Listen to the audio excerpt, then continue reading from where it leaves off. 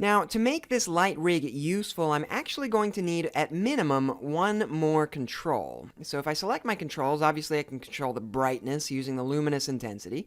I can change the shape of it so we can control what those highlights look like. But there's one more thing. I need to be able to control the color of this light.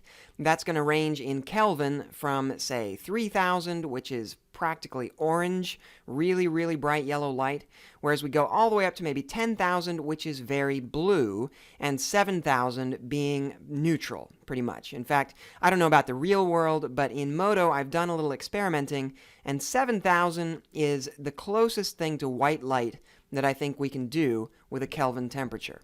Anyway, so let's jump into our assembly here. I'm going to make this big so we can see. Go to my assemblies. I'm going to double-click the title of my assembly, and we'll refamiliarize ourselves with this a little bit. Right here we have our material, and we're controlling the luminous intensity of this material using the luminous intensity custom user channel from our controls object, right? Well, let's grab that controls object and add a new user channel. And I'm going to call this one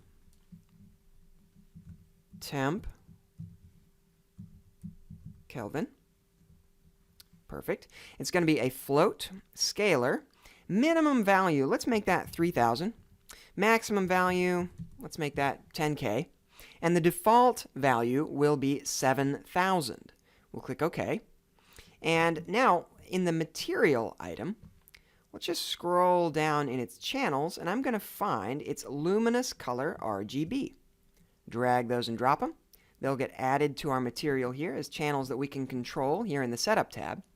But what we need to do is convert this Kelvin temperature down to the luminous RGB values. And actually, Moto gives us a tool that's specifically for that purpose. We'll head up to our modifiers, go down to Channel, and then down to Channel Color Kelvin.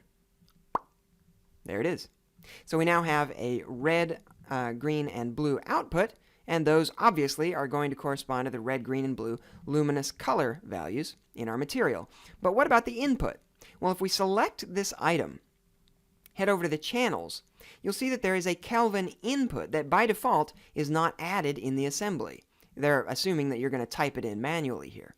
So we'll just take that and drag it out, drop it, and now we have an input. So we can take our Kelvin from our control, connect that in, then we'll take the RGB values here, connect those in, and now our Kelvin control should be controlling our light. Let's turn on lightrig10. Let's grab our controls. I'm going to turn down the luminous intensity a bit so we can see a little better. Now here's our Kelvin temperature slider. Move it up here where we can see. If I drag this up to 10K, this gets really nice and blue. If I drag this all the way down to 3K, we're very orange. And right in between, right about 7K, we're going to be pretty much neutral. Absolutely perfect. All right, this is starting to get useful.